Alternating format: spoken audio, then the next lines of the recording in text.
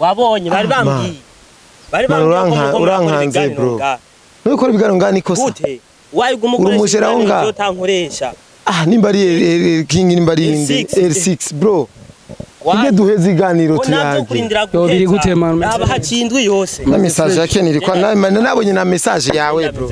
Ariko man iki ni kiganiro ni media. Ni kiganiro ariko nanje ntankoresha ikiganiro. Umviriza L6 man ndamuzi umupeti SHACKS. Twaravuganye. Nari kwivugana inbox. Genda wicara yagirindire tuyage. Kuvugana man. Je narambiwe. None man turiko turayaga hinge duheze ikiyago. Sivyo. N'uyu numuririmbyi mugenzi yose man yose. Ubagatoyi. Banzo haguruke nanje nkoresha. Man ubagatomede ndakubwira ikintu kimwe. Ubana rubashe. Ariko ubyararenganye. Wewe ni ukuri byo kubaha. Ni ubaha. Ndakubwira ikintu kimwe basi. Man itere turiko turagwa nimba uri umuririmbyi na wewe. Itere turiko turagendera ko udafise respect nawe ushobora gushika man. Umviriza. Arubana gatoyi. Ari kubaha naramubaye. Ubu rero. Oya ubu rero cyo nkeneye. Bangankoresha ikiganiro. Ureke n'uyu. Umviriza onye abapeti mu isite baguma bambaza ati ikiganiro wakoze kiri hehe nenda kubaze man ahari cyane je ndahicaye ntivyombe uyumvira oya nambwire ndahicaye ushaka promoter bagufasha uyumve undi mu promoter abo yumfasha ndabishaka ariko rero hariho nabaheba bakareba undi mu promoter ntiyabona uri kugira n'ivyo kusarira kuri media ashobora kugona azogwa opportunity acabona yuko uri umuvoyo kandi bro twese turabavoyo mani je mvuka mu Kamenge ndumuvoyo gusumba uko wewe wiyumva ariko nushaye kunjanira wayi gumukoresha ikiganiro mbona ugasinga upeti mwambie kwikare uko mani tumalize iki kipesi respect man sikubahana gatoyi basi unkoresheje nanje ikiganiro mbaze nibibazo by'Uburundi reka kubaha basi twebwe ubaha bariko bakurikirana ikiganiro ego bariko badukurikirana basi mani ibi nivyo bama baza bavuga ngo abo bantu mutuzana ibiganiro byanyu gusanga ari ivy'Uburundi kwiganiro cari kiri tresere mani narindi pose sana tuko turayaga ibintu ngira kamaro man ubaha gatoyi bizogufasha akamaro n'indirimbo yanje ntiryoshe kutashaka kuyinkoresha kiganiro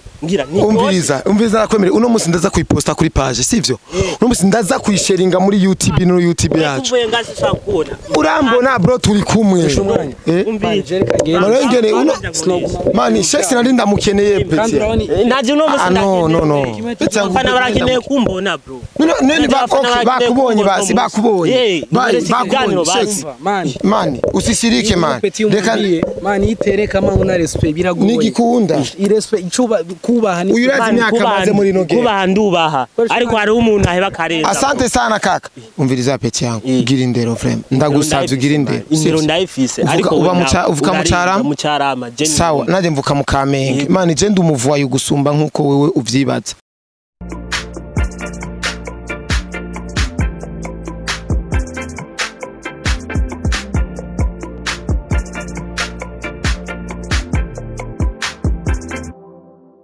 Guys muze gute muri bien muri fresh je meze neza kabisa ndashima Imana izuba ndakenda ma izo natwice SHACKS meze neza salama mzee guys uyu SHACKS uyu uragenda umwana wa Kesi Landry n'umwana wa Kesi meme n'uyu n'umwana wande Akeston uyu niwe yazanye Landry promoter kwa Akeston kwanza Landry we mwamenyanye gute SHACKS kwanza meze neza ariko nagira nawe yuko nyishura utamanje no kuramutsa basi nawe ariko adukurikirana so buri yondero kwe tupe kwanza kapira kwanza kimwe ku kindi kwanza umva nashaka mazi ndakuramutse so nawe adukurikirana bo nimwe ba boss nimwe mudu supportinga tugeje tugeze intambwe uko biri kose turashira Imana kabisa ariko duhe kapira kwanza kimwe ku kindi ayifira kwiye uzino gushira mu bingura Chemba ndiseriye ariko ndakara mu kwihura ukufashwe niko nawufata ntazo gukangisha uko gufumbata indura marangi kujya kwikimata kandube ekenge ntuzuterezo ni wancamwe naje nzo gucamwe sinzobibace nkubwire bye bye kukufisa yawe mahitamwe kubishaka niko kabisa iyo ndiri mwitwa kimwe gukindi urumva ni ibintu turaza kubiga kwa gatoya ariko SHACKS umeze neza ariko fresh ndashima Imana no kuri amagara ni meza ameze neza kabisa kazi ya muziki nendelea salama kwema kabisa ndashima Imana vraiment zamani nubu urabona ko ari difference lakini bei ya audio ishaongezeka ubu sico kimwe sio brag ni moto twafata tuva mu hirugiye kuri studio sico kimwe gusa ico gihe nuko gufata imoto yari kara ariko we SHACS zinarinzi yuko uzoba umu journalist ntibidukora ntivyari gukunda why warabona strategy kandi hariho n'amayimaje amwe mu ngo wakunda gufatira aba peti bariko barakora bon uriko narindi muri monde yavyo urumva unujya mu grand frère nako ari vyo yakora cyane narabibona nkabona babikora gute kandi uzi ko ari umupeti na janzaye muri industry comme journaliste petit méchant sana nuko gusa oya petit twa brand promoter gusa nuko vyaciye ubuzima nyene acaja mu yindi madomene mugabo okay akese mwahuye gute akesta akese ukuntu twahuye jewe naramwandikiraga ma Facebook cyane ko ico gihe ma WhatsApp ntivyari bwavume kwako nashaka nkorera indirimbo ico gihe umva kuko narumva ziya ndirimbo z'ubupeti bwiwe indirimbo zitandukanye mani ujya mu jama yarigeze ugafata kandi ugafashe itakiri n'umupeti mutoya urumva rero nzanamurondera je ndikigira natavuye kumurondera nayimvuye muri interna niga mu cibitoki ca Rugombo mvuye muri interna niho namurondeye guturu ya mbere umengo hari ku ndirimbo yitwa one time ego okay ndavyibuka gusa iyo nshuziyo mwarabanye na kesi ibihe byinshi cyane kandi ndibaza byinshi byaragenze neza ariko akizane hari ikintu umengo atigeza gukorera abantu benshi twari kwa kesi cyangwa twatwegira kesi twararabatu no mupeta afite imana ari kararirimba ariko why adashigikirwa bikomeye cyane abantu abarundi babo mwa mu presenter mu barundi haba hari kibazo nyabaki shano kuri kwimanje ndakubwiye ngo haba ikibazo nyabaki no niko ndabesha gusa kimwe coco je mu byo naharura kandi nemera ujya novuga Keston je namuronde kuko ico gihe narabona ko si ico gihe ujya mu jama rafse ari abantu usanga bafite tanamane ujya mu jama hari umuntu akoze ku kintu kigenda ujya mu jama niko ameze wanarize kuva no kuri mwebwe ba Landry urumva labda nk'abaciye babiheba barabivamo bajya bapeti biwe abantu bitwa nimba ari basamana niwe yabazanye yarafashije abajama ba bifesi bakingorongoro bana ni benshi tu ujya mu jama rafse tushe urumva vyiwe na sinzi ukuntu bimeze mugabo ico narakimubona mo ndavuga tu umujama ndibaza nshiyo maboko yiwe bizogenda neza mugabo malheureusement ntivyakunze mugabo byose tushimira kubera iki tushimira Imana je oya haba hari impamvu ariko swati so ko ari ubunebwe bwawe canke nawe atitaho cyane ibintu byawe muri cyo kuko jewe kenshi ndi hajya muri urya muryango umwanya wose nahabaye novuga ko kenshi twari dusububulo butandukanye namwe muri dukora butandukanye urumva roje kunkorera indirimbo yarabikora mugabo mva ntiyabiprioriza ngo abigire priorité nanje urumva nashaka ibe priorité nyene kugira nje soke ndirimbe nk'abandi mugabo urumva ivyo byabwa umwanya muto gasanga kenshi turi mu bya journalisme muri ibyo by'amawakabi urumva mugabo vyabaye byose cyane kimwe nicuza kandi ari mushimira kuko yaradukujije uko biri kose tubwire kwanza rero duteraga kuri gatoyi Landry umuzanye muri waka vyagenze gute ko Landry urumva yari kwa Sadbi nawe ntibahuza na kesi oya kawaida kuza ntiyaje avuye kwa Sadbi direct muri ya team Satura ntiyaje avuye muri ya team direct oya man twari kumwe ahaboro bita muri JC Productions mwakora ibiki musanzwe yari nka management harimo ba promoter harimo Landry harimo n'abandi ba Petit n'abagiye batandukanye oya ntiyararimo umva ari abandi ba Petit babiri ndabibagiye amazina urumva gusa nabonye n'abagenzi banje vyasana umva ko twari muri zone imwe abarimvyi naho yari jewe na Rinoji muri JC Production ego byasa nuko turi muri management imwe urumva twabahuko nyene twarakoranye imengo n'indirimbo gusa ntiyasohotse izo epoke iracari hari iyo ndirimbo na Irony brother oya iyo ndirimbo ndishaje ngira ntamadata ukwemera kwisohoka boyiguha boyima ifyo ari byiza cyane mwene wacu man oya quality yayo una yuko igihe yo mbishe vraiment no kabisa no mbishe kwe ambo Landry ucumuzana amane ko ndakubwira urumva kuko twari tumeze nk'abafisa ama gang man twari gabura umva kawaida Rinoji yarafisa ubundi mujama yari mu director ngaho urumva uwo mujama kandi ro en plus uwo mujama bo genge yabo na ba Rinoji umva bafise ukuntu biformye umva twe avre dire baraturusha amahera man bari ku no mu gukora utuntu bakora utuntu twabo hari nanje regenge yari general abanyakamenge no twari igometse sema twebwe bajya urumva barageze igihe rero ntangura kumupenderera Landry ndavuga ati eske umujama je no mufasha gute ase mbona sina nguvu ko no mu kamera n'ibindi byatanga nguvu mfise ndavuga ati basi ijya connaissance nto imfise reka ndabe ko mu brother nshobora kugerageza basi ndamuhe ko basi nawe je nta mahera ndamuha ko nawe nari imfise urumva ndavuga ati basi ndamumanyuriye ko kidogo basi ndabe ko nawe yogera kure ko je umugenzi wanje ateye imbere je mbarumva ari byagaciro cyane eka ndabikora kugira ngo nawe azanye inshure ahubwo ndabikora kubera ko mbarumva umutima wanje ubintegetse tu urumva aciye ndondera Keystone ndamubwira ati je ndafise umuja mukuru uzumuzanye afro ndamuzanye uwo munsi hari mu mvura umengo yageze kubikubwira namuzanye ari mu mvura muri Ikiganiro ko agutuntu tuvuravura bana turaza afu sasa twava ana nkiyo hari 2017 hari 2018 umengo ma 2018 ko 2017 ko twava Boromani hariya mu Gasenyi magihosha uko ju mguu na déplacement yari Brazil kwari dukenye irege urumva tunatoka za uko umunsi umengo twaciye home turadama dufungurwa bari bansigiye twari guhera turamanuka dushika kwa Kesi kavura ko karagwa dushikira haboro muri chambrette yari afise wongiro aja muri so quartier yego urumva cyane umwire kumubona umva wizwa ko bantuka yajambye yitwa Landry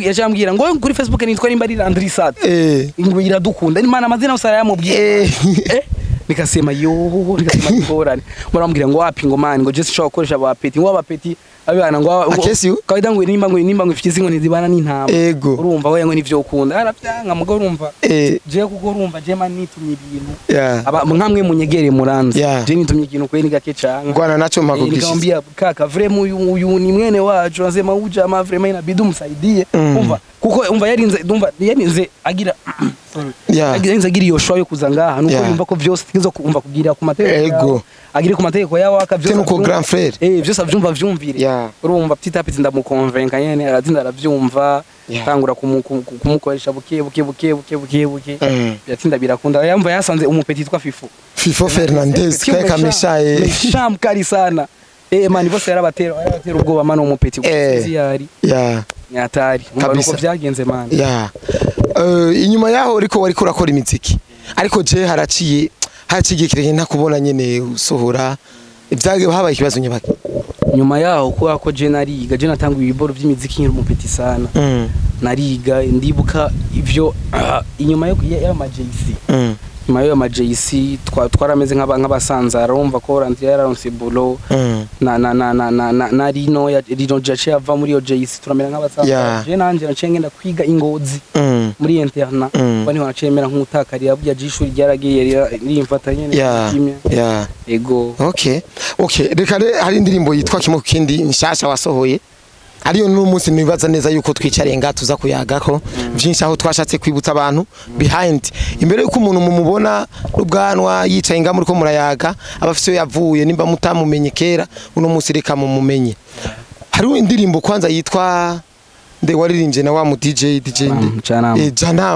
Janam ujya mu DJ mbe mufanike bon yitwa DJ Frankis mufanike ujya mutiba bon yes novuga ngo arico dupfana kwiri kubyamaraso novuga gusa no mu brother twarahuye kandi Landry yankonexe nawe ico gihe umva hari undi mu DJ nako ndarondera cambira ngo rikakora ibintu nimba ari byama nimbe ni ipi cyane nimba rajya ma mixtape yabo ndiba bavyita bo urumva ngo ndindira biheze uja dukora no bacambira ati rero kufise indirimbo reka menda ku branch umujama yakoranye na Pro nawe nyene ameze neza n'umwana mwiza nanje umujama yenda murondera kabisa jana murezi yabaye reisite warabonye pact turabona neza yuko ari bon impact je no vuga byagenze neza kubera ko nari maze umwanya muremure nteko ndakora mugabo narasohoye uko biri kose intambwe naho yoba yateye intambwe imwe canke zibiri ni vyiza je narabishimye kubera ko cyose je nshimira Imana uko biba vyiza mugabo nuko umujama twakoranye mengo nti ava narabona kumenga rapesi igikorwa narabona kandi koze umfasha bigende fresh mugabo munyuma sindi vyamugoye sinovuga ngo yaranse kumfasha gahongira hari byagoranye je nashoboye kumenya ego kabisa ivyo nito birandira ko cyane ariko reka kimwe kukindi wayishutinze na iPhone barandika ko ati kamewe na iPhone biremewe none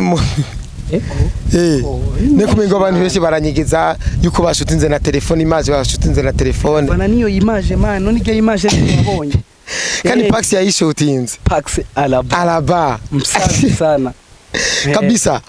Ijya ndirimbo kwanza kimwe ku kindi inspiration yavuye kuri Legend ko ari umuntu nayumvishije ambwira ati man isi Legend kawaida ijya ndirimbo kimwe ku kindi ukuntu yaje ijya ndirimbo nayanditse muri 2023 umengo mu ntango ndirimbo ndayanditse mugabo rose style yanje ubona ko umengo ibintu by'amarap ndafise n'indi ndirimbo igomba kumera kujya we nkawe nzoyikumvisha urumva mugabo umva ko akatari ibintu vyoje umva ndi muri afrobeat man urumva umuntu aragira inquiétude yo kubisohora yasema akini yasema ibyo atari gwanje umva umengo no kwandika nkayi umuntu kandi rero kandi abikubwiye ndakubwiza ukuri ijya ndirimbo nayanditse mfise target yo kuyiha umuntu bita Alvin Smith ravage kimwe kindi bungira muraza w'imiziki igeze kuyimwasi kuvuga ngo ndamugaye kwa watokuyandika mugabo narabona ko ari ibintu byiwe umva rujya ruja mu domene yiwe cyangwa umesha nyene urumva navuga ati jewe umva naramurondeye akaguma mbwira ndi muri interieur umva tukaguma tuburana agera igihe rero nanje nagira sori indirimbo urumva cyangwa yabari nka ruguru urumva tukaburana umva umva ndayimurungikira indirimbo arayikunda mugabo umva ntiyaronka iyo opportunity bimaze kubukore rero niho mu nyuma umva naciye mvuga ndayikore ko ari indirimbo yitwa Roza ngira nkore urumva iyo ndirimbo ntiyari bwakamirike iyo ndirimbo Roza rero niyo twasohore mu miss wabonye bari bambwiye urankanze bro nukora ibiganiro ngani kosa gute wayigumukoresha yo tankoresha nimba ari king nimba ari L6 bro Ige duheze iganiro tuyage. Yo biri gute man. Aba hakindwe yose. Na message yake nilikuwa nabonye na message yawe bro. Ariko man iki ni kiganiro ni media. Ni kiganiro ariko nanje ntankoresha ikiganiro. Umviriza L6 man ndamuzi mu petit shex. Baravuganye. Nari kwivugana inbox. Genda wicara yagira indire tuyage. Kuvugana man. Je narambiwe. None man turiko turayaga hinge duheze ikiyago. Sivyo. N'uyu n'umuririmbyi mugenzi wose man ndwiyose. Ubagatoyi. Banzo haguruke nanje nkoresha. Man ubagatomede ndakubwira ikintu kimwe. Narubashe. Ariko byararenganye. We ni mukiri byo kubaha. Ni ubaha. Ndakubwira ikintu kimwe basi. Man itere turiko turagwa nimba uri umuririmbyi na wewe. Itere turiko turagendera ko udafise respect nawe ushobora gushika man. Umviriza. Arubana gatoyi. Ariko ubaha naramubari. Ubu rero. Oya ubu rero icyo nkeneye bangankoresha ikiganiro. Ureke n'uyu. Umviriza onye abapeti mu isite baguma bambaza ati ikiganiro wakoze kiri hehe. Nenda kubaze man. Ahari cyane je ndahicaye ntivyombe. Uyumvira ko yanambwire. Ndahicaye ntivyombe. Promoter bagufasha. Uyumvye undi mu promoter abo yumfasha ndabishaka. Ariko rero hariho nabaheba bakareba. Undi mu promoter ntiyabona uri kugira kusarira kuri media. Ashobora kugona opportunity. Acabona yuko uri umuvoyo. Kandi bro twese turabavoyo. Mani je mvuka mu Kamenge ndumuvoyo gusumba uko wowe wiyumva. Ariko nushaye kunjanira. Wayi gumukoresha ikiganiro mbona ugasinga. Upeti mwambie okay kare uko mani tumalize iki kipesi. Respect man. Sikubahana gatoyi basi. Unkoresheje nanje ikiganiro mbaze nibibazo by'Uburundi. Reka kubaha basi twebwe ubaha bariko bakurikirana ikiganiro. Ego bariko badukurikirana basi. Mani ibi nivyo bama baza bavuga ngo abo bantu mutuzana ibiganiro byanyu gusanga ari ivy'Uburundi. Kwiganiro cari kiri tresere mani narindi pose sana tuko turayaga ibintu ngira kamaro. Man ubaha gatoyi bizogufasha.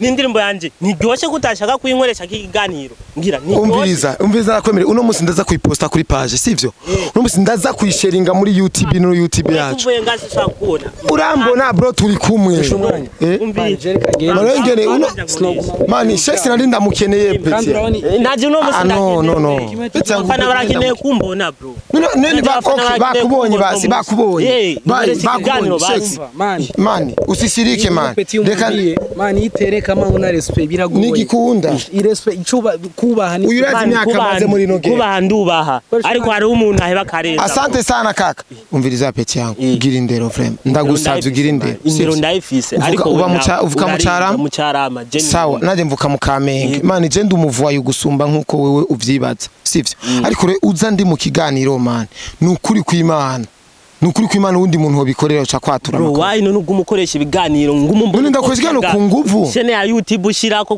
kumanya jewe akindwi zibiri zose none nk'uyu dukoranye urazi gihe tumaze tuko turapanga ikiganiro ivyo ujya ntavyonze je nkeneye byuno musi byiwanje bro jewe byose byo kabisa wampaye angahe ndayagusubitse Jaho naguhaye kama tubivugire nga Akimu ni nipatie hapo amsi 50000 hingi Akima goye 50000 ewa ni nimero yanje ufusa kufute sivyo ntari ibi utushaka ufute ntuzosure kandi kungo ico nari nkeneye cyane Ikiganiro